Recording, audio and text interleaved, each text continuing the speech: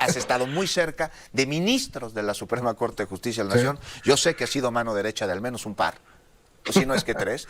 ¿Cómo ves esta reforma al Poder Judicial? ¿Le resta autonomía, le resta independencia al Poder Judicial? ¿Atiende contra viejos problemas de corrupción derivada de que se perpetúan ahí en el cargo? ¿Cómo ves, Etienne?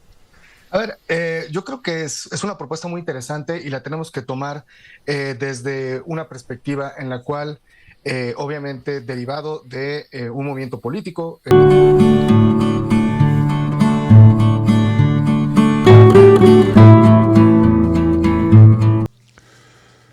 Vamos a ir a esta entrevista que hizo el periodista Juan Becerra al abogado Luque, donde se refirió a la iniciativa de la reforma al Poder Judicial, describiéndola como una propuesta interesante que debe ser analizada desde una perspectiva de movimiento político. Destacó que estamos en un momento de transición constitucional donde la interpretación y funciones de la Constitución deben adaptarse a las condiciones lógicas y la evolución política del país. Luque enfatizó la importancia de repensar el rol del Poder Judicial y sus funciones. Afirmó que la propuesta actual en comisiones contiene puntos relevantes que deben de ser considerados en el proceso de la reforma. Hay que recordar que hoy en la Cámara de Diputados hay mayoría calificada para reformar la Constitución y es una propuesta que hizo Claudia Sheinbaum de reformar el Poder Judicial. Por eso el pueblo de México le dio las 2/3 partes de la Cámara de Diputados, porque hay que recordar que el bloque opositor o bloque de contención no dejó pasar ninguna reforma, y las que llegaron a pasar por leyes secundarias, el Poder Judicial de Norma Piña las echó abajo. Hay que recordar que hoy ese Poder Judicial está atrapado por los narcos, por los políticos de cuello blanco y todo aquel que tenga muchos millones de pesos. Y para el pobre no hay justicia. Amigos, vamos a ir a este video, pero antes vamos a ir a una crónica de Canal 14 donde nos explica claramente cómo sería este proceso y qué es lo que se quiere hacer con esta reforma. Vamos a ir a este video primero.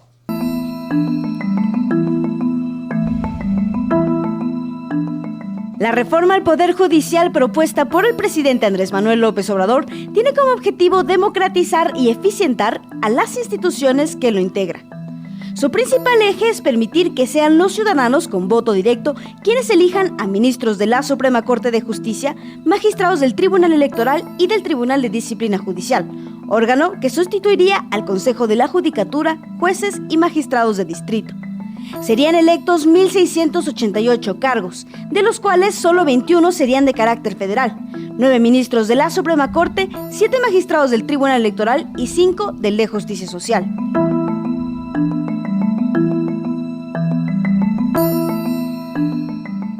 La iniciativa plantea que las candidaturas para estos cargos sean propuestas de la siguiente manera. El Poder Ejecutivo planteará 10 candidaturas, el Legislativo 5 por cada Cámara, diputados y senadores. Y finalmente el Poder Judicial, a través del Pleno de la Suprema Corte, propondrá hasta 10 candidaturas por mayoría de 6 votos. Posteriormente, el Senado de la República verificaría que las candidaturas cumplan los requisitos por ley y el Instituto Nacional de Elecciones y Consultas, INEC, organizaría la elección. Las reglas de elección comprenden que para esta votación las candidaturas únicamente podrán tener un periodo de campaña de 60 días. No se permitirá el financiamiento público o privado y los partidos políticos no podrán realizar actos de proselitismo a favor de ninguna de las candidaturas. Esta reforma plantea además una nueva integración de la Suprema Corte, al reducir de 11 a 9 el número de ministros, así como su encargo de 15 a 12 años. En su conformación también se eliminan 2 salas, que obligaría a que todas las sesiones sean públicas y discutidas en el Pleno.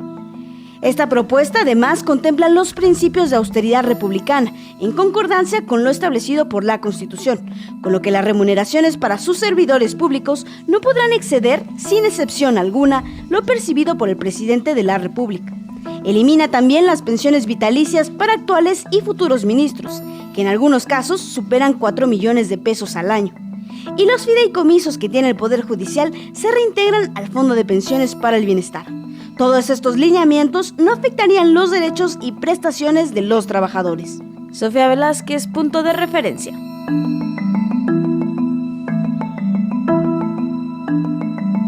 Pues esta es la explicación de la reforma al Poder Judicial, por lo visto bien explicada, amigos y amigas. Ahora vamos a ir rápidamente a la entrevista que hizo el periodista Juan Becerra al abogado Luque, un constitucionalista muy afamado que ha trabajado en el Poder Judicial. Amigos, vamos a ir a esta entrevista. Pues se encuentra en comisiones, será aprobado, discutido, una vez se den a conocer los resultados de las encuestas. Etienne Luque, abogado constitucionalista, qué gusto saludarte, muy buenos días, ¿cómo estás, Etienne? Bien, Juan, muy buen día, con el gusto de saludarte. Muy arregladito ya desde temprano, 8:30 de la mañana, para celebrar el Día del Padre, ¿verdad? Felicidades, Etienne, por cierto. Igualmente, Juan. Oye, Etienne, gracias. Etienne, iniciativa de reforma al Poder Judicial. ¿Cómo la ves tú? Eres abogado constitucionalista, has trabajado en muchísimos lugares ejerciendo tu profesión, incluyendo la Suprema Corte de Justicia de la Nación. Has estado muy cerca de ministros de la Suprema Corte de Justicia de la Nación. Yo sé que has sido mano derecha de al menos un par, o si no es que tres. ¿Cómo ves esta reforma al Poder Judicial? ¿Le resta autonomía, le resta independencia al Poder Judicial? ¿Atiende contra viejos problemas de corrupción derivada de que se perpetúan ahí en el cargo? ¿Cómo ves, Etienne?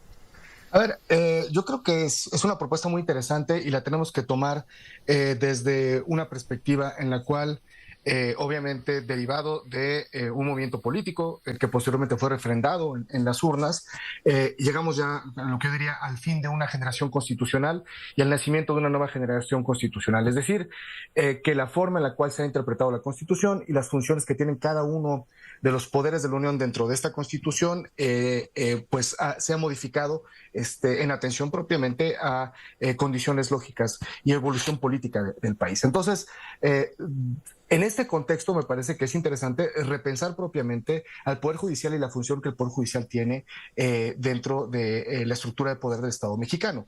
De ahí que la propuesta, tal y como está ahorita en comisiones, me parece que tiene puntos muy relevantes e interesantes. El primero es que todas las elecciones propiamente de magistrados, ministros y jueces se haga a través de elección popular.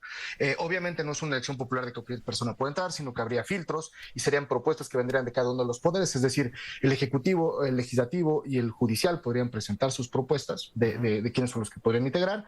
Segundo, pensaría yo, habría filtros técnicos, es decir, un conocimiento mínimo de cuestiones sobre todo procesales. Como sabemos, los jueces se encargan mucho de procedimiento, entonces habría ahí, creo yo, un segundo factor a considerar que haría viable esta condición. Entonces, pasamos propiamente de una visión de un Poder Judicial en el cual se iba a dar una condición de carrera, ¿no? Y pensado como tal, por una en la cual todos estos funcionarios pasarían al escrutinio popular. Segundo, se abriría propiamente cuáles son sus plataformas y cuáles son sus ideologías constitucionales. Esto es muy interesante porque... Oye, pero estás hablando, perdón, Etienne, de un poder conservador por excelencia, ¿eh? El Poder Judicial en México y todo el mundo, hoy y siempre. Sí.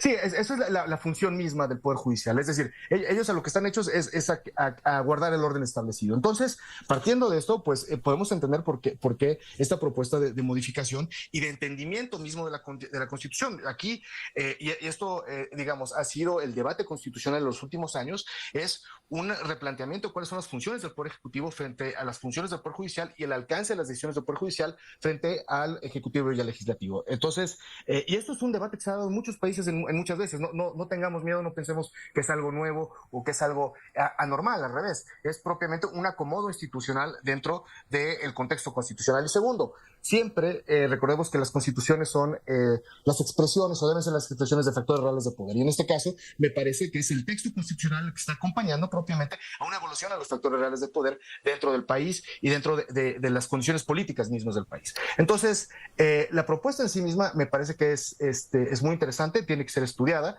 y además ofrece justamente esta cuestión fresca que es la posibilidad de saber propiamente cuál es el anclaje, ¿no?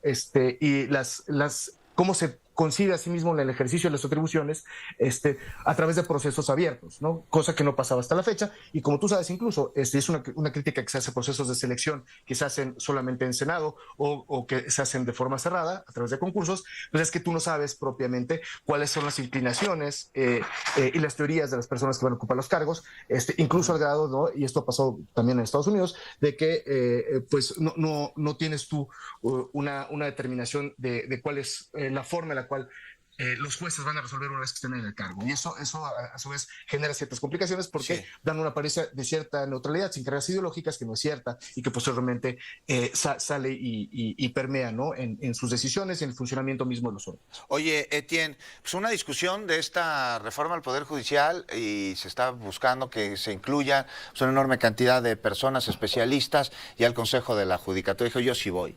Y además celebró la apertura de la doctora Claudia Sheinbaum, de la virtual presidenta electa de nuestro país, para justo convocar a todos los interesados, a todos los especialistas, pero también a la ciudadanía.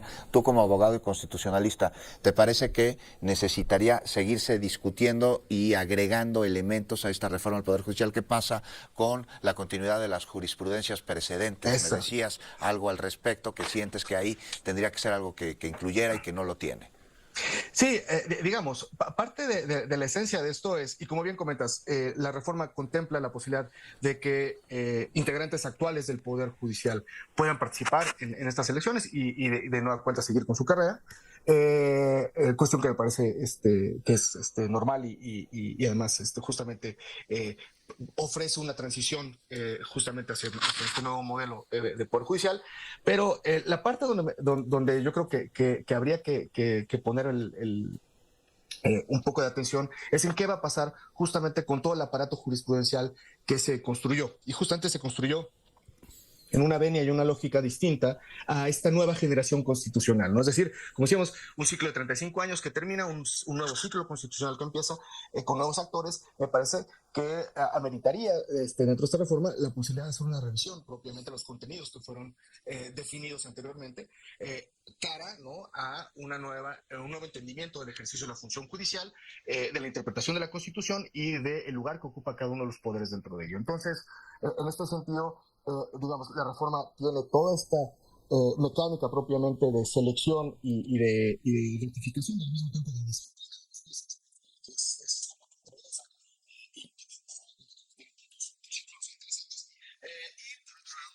me parece que queda corta, ¿no?